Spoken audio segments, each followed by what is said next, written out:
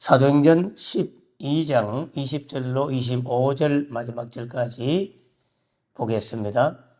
헤롯이 두로와 시돈 사람들을 대단히 노여워하니 그들의 지방이 왕국에서 나는 양식을 먹는 까닭에 한 마음으로 그에게 나와 왕의 침소 맡은 신하 블라서도를 설득하여 회복하기를 청한지라. 헤롯이 나를 택하여 왕복을 입고 단상에 앉아 백성에게 연설하니 백성들이 크게 부르되 이것은 신의 소리요 사람의 소리가 아니라 하거늘 헤롯이 영광을 하나님께로 돌리지 아니하므로 주의 사자가 곧 친히 벌레에게 먹혀 죽으니라. 하나님의 말씀은 흥왕하여 더하더라. 바나바와 사울이 구조하는 일을 마치고 마가라 하는 요한을 데리고 예루살렘에서 돌아오니라. 아멘. 자, 어제 아침에 우리는 베드로가 기적적인 방법으로 옥에서 구출해 나오는 장면을 보았습니다. 하나님이 천사를 보내서 베드로를 사형 직전에 구출해내는 장면을 보았죠. 사실 우리 역사의 기록에 의하면 8월 15일 일본으로부터 우리는 독립을 했죠. 8.15 광복절을 맞이했는데 그 자료에 의하면 8월 14일 날 기독교 지도자들을 목사와 장로들을 한자리에 모아놓고 일본 정부에서 죽이기로 그렇게 모의를 하고 그 준비를 하고 있었다는 역사적 자료가 있습니다. 하나님께서는 바로 16일 날, 14일이 아니라 16일 날, 8월 16일 날 그렇게 교회 지도자들과 또 중직자들 이런 분들을 한자리에 모아서 처형하기로 그렇게 준비를 하고 있었는데 그 앞날 15일 날 바로 천황이 항복을 선언하고 독립이 됨으로 말미암아 기독교 지도자들이 기적적으로 살아난 역사적 사실이 있다고 합니다. 베드로가 사형 직전 다음 날 끌어내서 죽이려고 한 그 앞날 천사를 보내서 하나님이 구원해 주었죠. 자, 이 베드로가 살아난 이 장면을 보는 반면에 야고보는 죽었어요. 잘 생각해 보시면 베드로를 구출해내는 능력을 가지신 하나님이 야고보는 죽게 하셨다고 하는 것은 야고보를 살려낼 능력이 없어서 안 살려준 게 아니죠. 베드로를 살려내신 능력이 있으신 하나님은 마음을 먹으셨으면 야고보도 충분히 살려낼 수 있죠. 그런데도 불구하고 야고보를 살려주시지 않고 그냥 순교하도록 내버려 둔 거죠. 이걸 보면 야고보가 죽고 베드로가 살아나는 이 모든 과정은 하나님의 절대 주권에 달려 있다는 걸 볼 수가 있는 거예요. 그저 야고보가 죽었다는 것만 우리가 보면 하나님이 능력이 없어서 죽게 하셨나, 안 살아계셔서 못 살려냈나, 여러 가지 의심할 수 있지만 베드로를 살려내신 하나님의 놀라운 모습을 보면 천사를 보내가지고 살려내잖아요. 그런 하나님이 야고보는 왜 안 살려냈냐고요. 그것은 곧 사람이 죽고 사는 문제는 하나님의 결정에 의해서 이루어진다는 걸 보여주는 거예요. 전도서 3장에 보면 날 때가 있으면 죽을 때가 있는데 그 모든 생사화복의 주권자는 하나님이시라는 거죠. 우리가 그 하나님을 그렇게 기도할 때는 인정을 하면서 막상 이런 일이 우리 가정에 뭔가 벌어지면 그걸 수용을 못하는 경우가 있는 거죠. 베드로를 살리신 하나님은 야고보도 살릴 수 있어요. 그러나 살리지 않은 이유는 하나님의 뜻과 하나님의 필요에 의해서 그렇게 하시는 거예요. 그걸 우리한테 가르쳐 주는 거죠. 다만 이거는 아셔야 돼요. 부끄러운 죽음이냐 영광스러운 죽음이냐 그거는 우리의 행위에 달려있는 거죠. 똑같이 죽어도요 영광스러운 죽음이 있고 부끄러운 죽음이 있는 거예요. 야고보와 스데반 같은 분들은 영광스러운 죽음을 맞이하잖아요. 간유다는 부끄러운 죽음을 맞이하잖아요. 많은 사람들이 환난과 핍박을 통해서 배신을 하고 배교하고 죄를 짓고 자기의 사명을 감당치 아니하고 그렇게 해서 불행을 맞이하는 사람들을 보고 때로는 충성을 다했는데도 불구하고 이 땅을 떠나는 분을 보고 그 모든 이들의 배후에는 하나님이 계신 거예요. 그런데 사람들은 그걸 인정하지 않죠. 부끄럽잖아요. 어차피 그때가 되면 죽을 것이라면 영광스러운 죽음을 맞이하는 게 맞죠. 많은 목회자들의 간증을 들어보면 목회하는 가운데 목회자를 힘들게 하고 배신을 하고 그렇게 괴롭혔던 많은 사람들 가운데 그래서 결국에는 교회를 떠나거나 자기 직분을 버리고 사람하고의 약속도 버리고 막 이렇게 엉뚱한 짓 하다가 어느 날 갑자기 불행한 죽음을 맞이하거나 자녀가 죽거나 가족이 죽거나 이런 일이 벌어지는 반면에 어떤 분들은 교회 안에서 충성하고 봉사하고 헌신했는데도 불구하고 죽는 일이 벌어지고 똑같이 죽어요. 그러나 다른 점이 있다면 하나님께서는 배신을 하고 교회의 어떤 직을 버리고 도망을 가고 그런 가운데 자녀가 죽거나 가족이 죽거나 하면 하나님의 벌을 줬다. 이런 개념보다는 그러면 교회 안에서 충성하고 봉사한 사람은 안 죽나? 죽을 때가 되면 죽는 거예요. 다만 차이가 뭐예요? 부끄러운 죽음이 있고 영광스러운 죽음이 있는 거예요.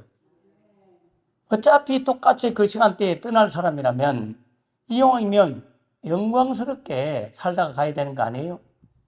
주일날 교회를 나오지 아니하고 예배드리지 아니하고 예배의 자리에 있지 아니하고 세상길로 가서 여행을 가고 놀러를 가고 막 그러다가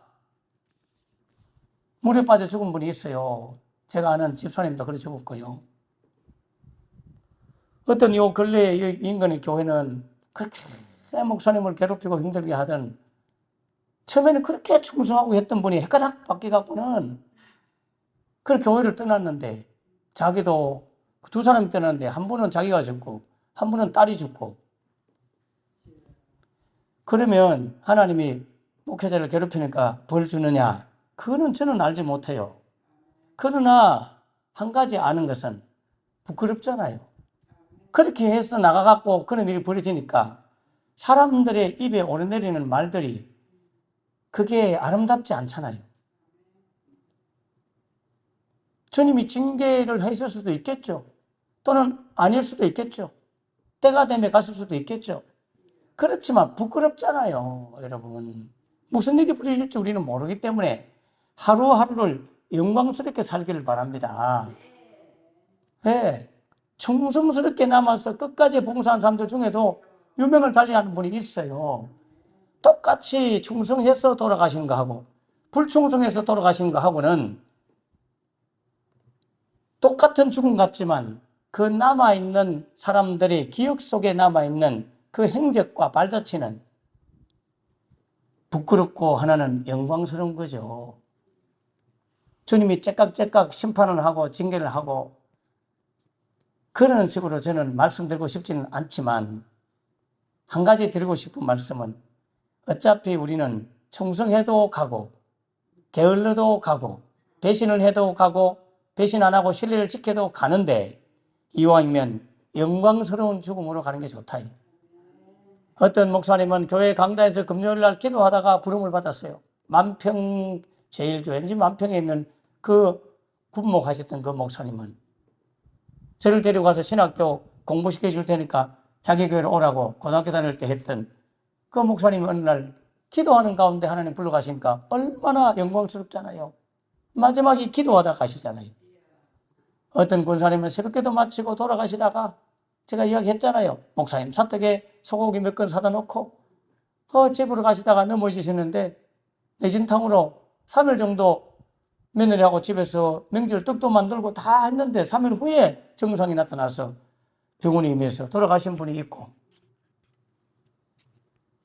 어떤 분은 그렇게 교회를 시끄럽게 하고 배신하고 목회자를 힘들게 하고 교회를 떠났다가 어느 날 갑자기 죽은 분도 있고 그분은 교회 안 떠나고 집에 교회에 있었어도 충성해서도 그때가 되면 죽었을 거예요.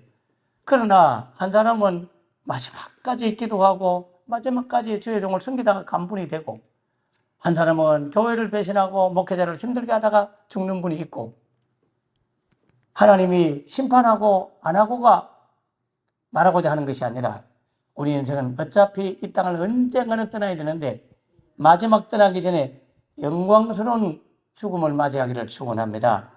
장수하시되 오래 사시되 영광스러운 죽음을 맞이하기 위해서 마지막까지 기도의 모습, 전도하는 모습, 기도의 자리, 예배의 자리, 성김과 헌신의 자리에 있다가 그런 아름다운 발자취를 남기고 떠나야 될 것 아니에요. 충성해도 가고 충성 안 해도 갑니다. 그러나 남아있는 흔적과 하나님이 기억하시는 그의 모든 삶의 행적은 다르다 이 말이죠. 그걸 꼭 기억하셔야 된다.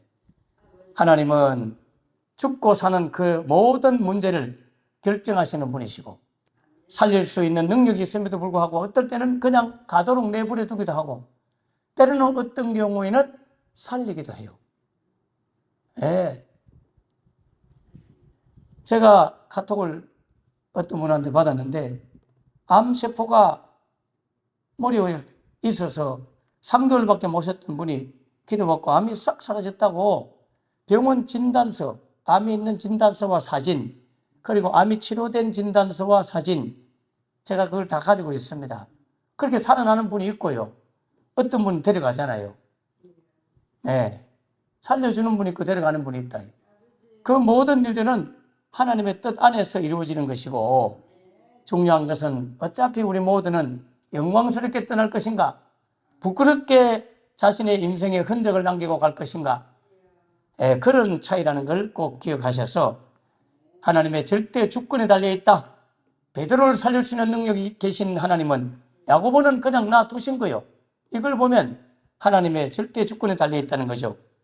여러분 마태복음 10장 28절 31절까지 보면 몸은 죽여도 영혼은 능히 죽이지 못하는 그런 자들을 두려워하지 마라. 오직 몸과 영혼을 능히 죽이시는 그 하나님 그리고 능히 지옥에 멸하실 수 있는 그분만 두려워해라. 참새 2마리가 한 아사리온에 팔리지 않느냐. 여러분 참새가 팔리는 이유가 뭐예요? 사냥꾼에 의해서 참새가 잡혔다는 거죠. 참새가 날아다니는데 그게 시장에 지금 팔린다는 말은 사냥꾼에 의해서 참새가 잡혀왔다는 거예요. 그래서 한 마리는 얼마에 한 마리는 얼마에 이렇게 팔리는 건데 그러나 너희 아버지께서 허락하지 아니하시면 그 한 마리도 땅에 떨어지지 아니한다. 그 한 마리도 잡히지 않는다는 거예요.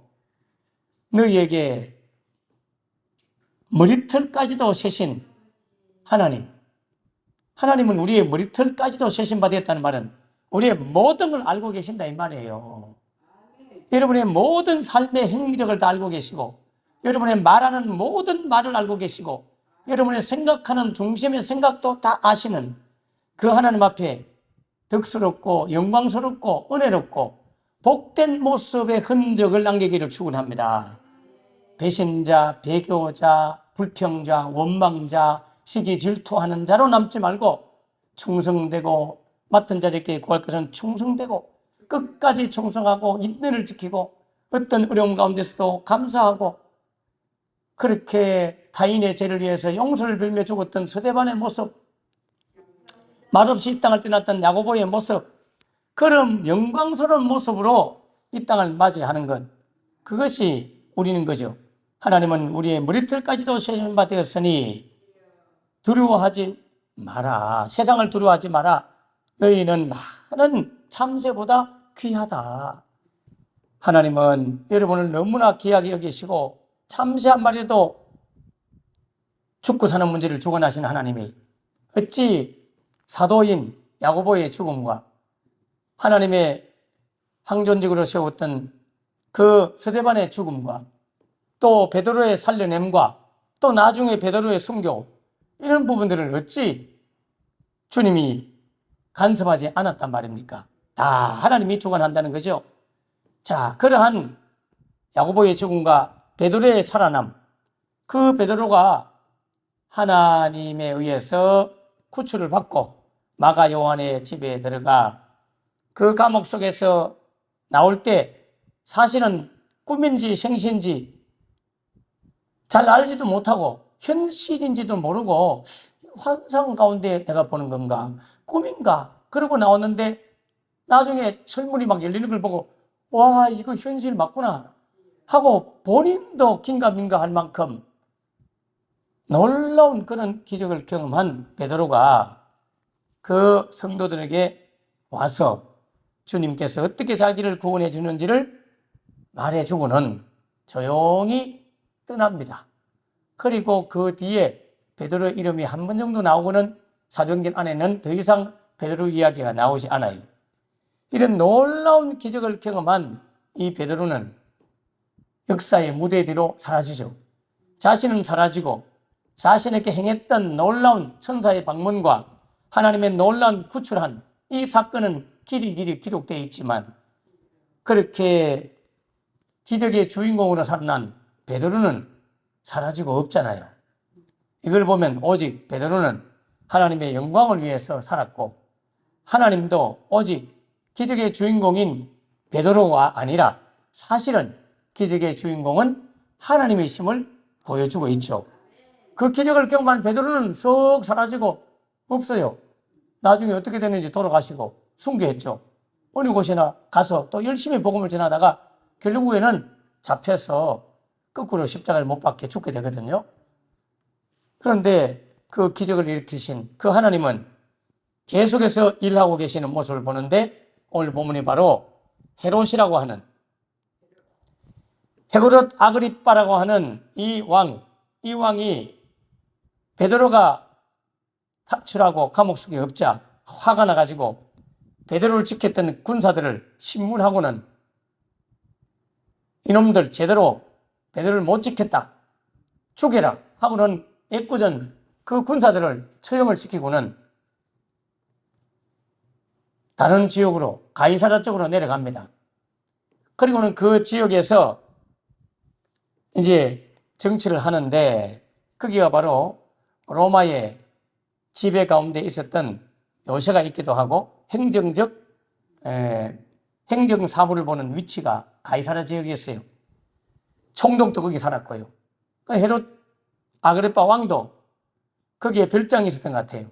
거리로 내려가서 이제 정치를 하는데 두로와 시돈이라고 하는 그 지역 사람들과 갈등 관계가 벌어집니다. 무슨 일로 그랬는지 모르지만 이 정치적인 또는 경제적인 뭐 여러 가지 또는 개인적인 그런 문제로 두로와 시돈 사람들에 대해서 굉장히 화가 나 있다, 노했다 그런 말이 나오죠.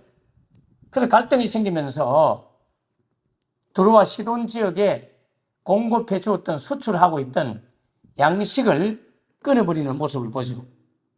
오늘 본문을 보면 그런 모습이 나와요.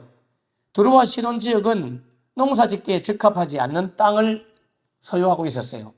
그래서 이스라엘 땅 이쪽에서 여러 가지 밀이라든지 곡식들을 쉽게 말하면 수입을 해서 먹고 사는 그런 나라가 두로와 시돈 지역이었습니다. 그런데 이 지역에, 두로와 시돈 지역에 헤롯이 대단히 뭔가 화가 나가지고 20절에 보면 노하여가지고 그 지방에 양식을 공급해 주지 않았던 거예요. 예. 왕국에서 나는 그 양식, 그 곡식들을 이리로 안 보내준 거예요. 그러니까 들어오시는 사람들이 제발 수입을 하도록 보내주세요 하고 화해를 요청합니다. 헤롯 아그리파 왕한테 바로 말하기가 곤란하니까 그 왕의 침소를 맡은 그런 신하가 있었는데 블라스도라고 하는 그 신하, 관절을 책임지는 그런 신하죠. 우리 지금 대통령제에서도요, 그 관절을 책임지는 그런 직분을 가진 분이 있습니다. 거기에 재정을 다 담당하고 양식을 공급하고 모든 걸 진두지휘하는 그 직책이 있는데 제가 지금 기억이 안 나는데 그 굉장히 권력이 있는 거죠. 블라스도가 바로 왕의 침소를 관리하는, 관절을 관리하는 그러한 그 신하가 블라스도인데 이 사람을 들어와시는 사람들이 대표자들이 찾아와가지고 뇌물을 주거나 하여튼 뭐 설득을 하면서 그 화목하면 좋겠습니다. 왕이 노여움을 풀고 다시 서로 화해하면 좋겠습니다. 그렇게 청을 했어요. 그 청을 받아들였는지 헤롯이 어느 날 나를 택해가지고 왕복을 쫙 입고는 그 두로와 시돈 사람들 모아놓고 광장에서 높은 단상에서 앉아가지고 백성들에게 일장 연설을 합니다. 그 연설을 듣는 백성들이 크게 소리를 지르면서 요즘 우리식 같으면 뭐 노드경 이렇게 하듯이 헤롯 아그리빠 막 이렇게 부르면서 하면서 하는 말이 우와 저분이 연설을 너무 잘하는데 마치 하나님이 말씀하시는 신의 소리와 같다. 하나님의 소리와 같다라고 막 칭찬을 합니다. 사람의 소리가 아니고 저거는 하나님이 들려주는 신의 음성이다라고 말할 때에 헤롯이 그 말을 듣고는 우쭐해져 가지고 하나님께 영광을 안 돌리고 본인이 그 영광을 다 받아 먹습니다. 그래 맞아 나 같은 왕이 어딨어. 내 연설 잘하지. 내 하는 말이 곧 하나님이 하는 말과 똑같아. 아니 목회자도 아니고 선지자도 아니고 제사장도 아니고 영적 지도자도 아닌 세상 정치가가 자신이 하는 말을 하나님의 음성으로 신의 음성으로 그렇게 추앙하는 이 백성들의 말을 듣고는 그걸 무슨 소리 하노? 그런 말 하면 안 돼. 하나님께 영광을 돌려야 되지. 그 나한테 감사하다가 하거나 그 인사하면 안 돼. 하나님께 감사하세요. 뭐 이렇게 하지 않고 본인이 그걸 모든 영광을 딱 취할 때에 하나님의 천사가 그를 쳐버립니다. 이거는 완전히 하나님의 징계를 한 거죠. 심판한 거죠. 그런데 벌레에게 먹혀서 죽었다 이렇게 돼 있어요. 실제로 뭐 벌레가 와서 사람을 깔아 먹었겠습니까? 옛날 번역에는 충이 먹어서 죽었다 이렇게 돼 있어요. 그러니까 뭔가 염증으로 죽었다는 말이에요. 잇몸 질환으로 죽었든지 하여튼 몸에 강한 염증으로 의해서 그가 급속도로 급성염증이 발병돼 가지고 그렇게 죽었다. 그렇게 볼 수 있습니다. 그런데 24절에 보니까 그 왕은 죽었는데 하나님의 말씀은 흥왕하여 더하더라. 이렇게 돼 있어요. 그리고 결론 부분에는 바나바와 사울이 예루살렘 교회에다가 선교헌금, 부조헌금을 모아가지고 극한 기근과 가뭄 가운데 있는 거기에 부조하고는 이제 다시 안디옥으로 돌아왔다고 하는 그런 내용으로 오늘 12장이 끝맺고 있는데, 이 말씀을 통해서 두 가지를 딱 우리가 생각할 것은, 앞부분에도 이러면 은혜 받을 거 은혜 받으면 되는데, 한 가지는요, 사람들은 다 자기 이익에 따라서 얼굴에 가면을 쓰고 사는 거죠. 들어와시던 사람들은요, 헤롯 왕이 싫었어요. 별로 안 좋아해요. 헤롯 왕도 시돈과 두로 사람을 안 좋아해요. 그런데도 헤롯이 정치적 이익을 위해서, 두로와 시돈도 자신들의 양식의 이익을 위해서 그냥 좋아하는 척 한 거예요. 헤롯도 그냥 알았다 하고 용서하는 척 하고 와서 연설했고, 두로와 시돈 사람들도 아부하는 말로 신의 소리다, 신의 소리다, 헤롯, 헤롯, 헤롯 하고 막 소리를 지르면서 지지하듯이 그렇게 한 것은 다 자기의 이익을 위해서 살아가는 세상 사람들의 모습을 보게 되죠. 그게 세상 사람들의 모습이에요. 자, 그렇게 했던 그 세상 사람들의 모습 가운데 최고의 정점에 있는 분이 누굽니까? 헤롯이죠. 세상 권력을 가진 그 헤롯, 그가 죽습니다. 여러분, 권불 10년, 세상의 권세는 10년 정도 가면 다 없어진다. 우리나라는 5년만 지나면 다 없어지잖아요. 3년 지나서 감옥 가고, 어떤 분은 5년 지나서 감옥 가고, 권불 10년이라. 세상 권력은 사라지고요. 대신에 24절에 보면 하나님의 말씀은 흥왕하여 더하더라 이렇게 되어 있어요. 이걸 딱 대조해서 비교해서 설명하고 있는 거예요. 세상 모든 것들은 쇠하게 되고 소멸하게 될 것이고 불태워질 것이고, 세상에서 아무리 사람을 죽이는 군사를 죽이고 야고보를 죽이고 막 세상 권력이 판을 치는 것 같아도 그거는 때가 되면 다 사라지고 한계가 있고 없어질 것들입니다. 천지의 모든 것들은 다 없어질 수 있으나 하나님의 말씀은 1.1획도 변함이 없고 주의 말씀의 권세는 영원히 여전히 흥왕해 간다. 이 두 가지 비교를 하고 있는 것입니다. 오늘 이 말씀을 이렇게 가셔서 겉으로는 서로가 좋아하는 것 같지만 속으로는 서로 싫어하고 아부하고 사는 것이 세상에 가면 쓴 사람들의 모습이고, 그러한 세상 권력은, 불신의 세상은 언젠가는 다 사라질 것이나 하나님의 말씀은 영원히 거한다. 그 영원한 말씀을 우리가 믿고 있다. 그 말씀을 믿는 우리는 영원히 산다. 기도하겠습니다. 하나님 아버지, 세상 권력의 정점에 있던 헤롯 왕은 결국 하나님이 징계로 말미암아 강한 염증으로, 급성 염증으로 충이 먹어서 죽게 됩니다. 그러나 하나님의 말씀은 변함없이 영원히 흥왕하여 더해지는 모습을 봅니다. 주여, 이 세상 모든 권력과 권세와 부귀영화도 불태워지고 사라질 것이지만 하나님의 말씀은 영원히 변치 않습니다. 주여, 우리는 영생의 말씀을 믿고 살아가는 존재로 불러주셔서 감사합니다. 영생의 말씀이 우리 가운데 있사오니 그 영생의 말씀을 붙잡고 그 말씀의 영향을 받고 말씀의 간섭을 받고 말씀을 따라 사는 우리 모두 되게 하여 주시옵소서. 하나님, 야고보도 충성하다가 순교했고 베드로도 충성하고 살다가 잠시 살아남을 경험했지만 이후에 그도 순교했습니다. 우리는 언젠가 이 땅을 떠날 것입니다. 나의 살아온 삶의 모든 흔적이 아름답게 하나님께 기억되게 하여 주옵소서. 사람들에게도 영광스럽게 기억되게 하옵소서. 어차피 우리는 이 땅을 다 떠날 것입니다.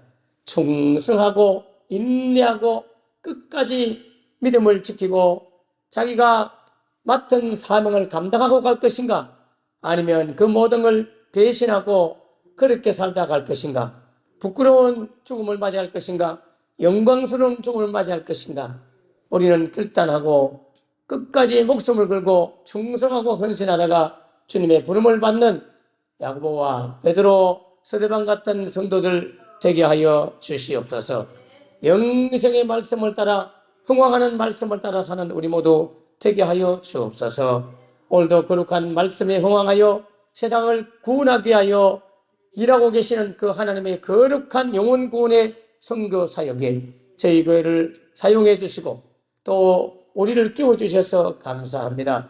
귀한 장로님 쓰임받게 하셔서 감사하고 우리 정아인 귀한 어린 영혼도 성도들의 쓰임받게 하셔서 감사하고 이 일에 대하여 중보기도하는 모든 성도들 기도로 쓰임받게 하셔서 감사하고 어리고 힘들지만은 성교 예물로 돕는 사랑하는 성도들과 또 유튜브 성도들 이 말씀을 듣는 모든 성도들을 축복하여 주시옵소서. 감사드리옵고 예수님 이름으로 기도하옵나이다. 아멘. 아멘. 감사합니다. 계속해서 성경금을 보내주신 분들, 특별히 우리 성도들이야 당연히 담임 목사님 성경에서 기도로도 중보기도 하고 또 물질이 어려운 가운데도 보내준 분도 있고 물질도 어려우면 마음으로 기도로 동참하는 성도도 있지만 외부 교회 성도들 가운데 제 설교를 듣고 또 저의 성교 광고 안내를 보고 성경을 보내준 분들이 많이 계셔서 너무너무 감사드리고 3분의 2는 외부에서 3분의 1은 우리 교회에서 수백만 원, 500만 원 가까이 들거든요.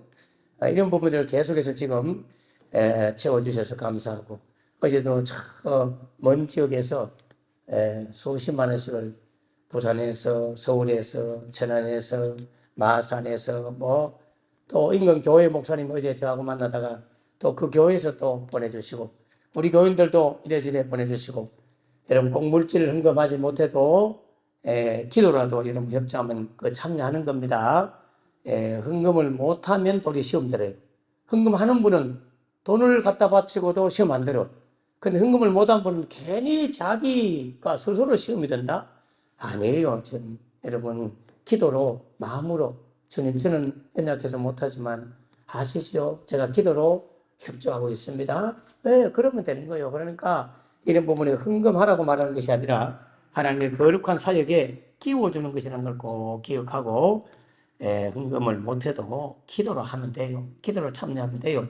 쓸 사람은 쓰고 기도로 쓸 사람은 쓰고 물질로 쓸 사람은 쓰고 함께 동행하면서 쓸 사람은 쓰고 주님의 각자의 모습대로 쓰는 거예요. 순교시킬 때는 순교시키고 살려줄 때는 살려주고 헌금할 때는 헌금하도록 하고 때로는 기도시킬 때는 기도를 시키고 그런 거니까 여러분 기도하면서 하나님께 물어보시면 각자의 형편을 따라서 그렇게 하나님 할 겁니다. 꼭 기억해 주시기 바라고 우리 오늘 어르신들 나가실 때 내가 잊어먹을까 봐 지금 강구합니다. 옆에 여기 감자를 제가 담아왔습니다. 강원도에 계신 처갓집에서 직접 강원도 농사 지은 거라서 먹어보니까 맛이 있더라고요. 많이는 내가 못 가져왔지만 그래도 혼자 들고 오기는 그게 무거워요. 수십 개를 이렇게 혼자 들고 오면서 아이고야 이거 이렇게 무거운데 어른들이 들고 가겠나 싶었는데 가만히 생각하니까 각자 개인으로 들고 가는 데는 몇 개 안 되기 때문에 안 먹을 것 같아. 그래서 성경에 보면 짐은 서로 나누어지라. 나누어지면 서로 가볍다.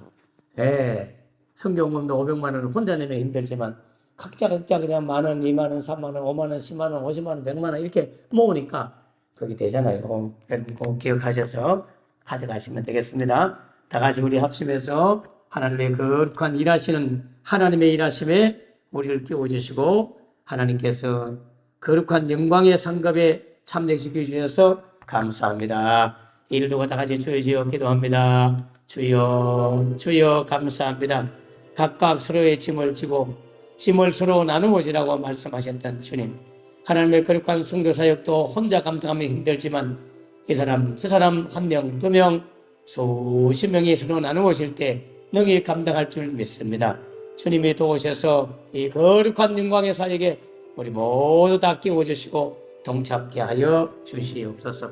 기도로 참여하게 하시고 마음으로 격려로 축복으로 참여하게 하시고 물심 양면으로 동참하는 성도들 되게 하여 주시옵소서. 주님 축복하여 주시옵소서. 감사합니다. 주님 수술 앞두고 있는 선생님의 시원을 기억해 주시고 좋은 의사 선생님 만나서 병의 뿌리를 다 뽑아내는 수술할 수 있도록 인도하여 주시옵소서. 주님 감사합니다.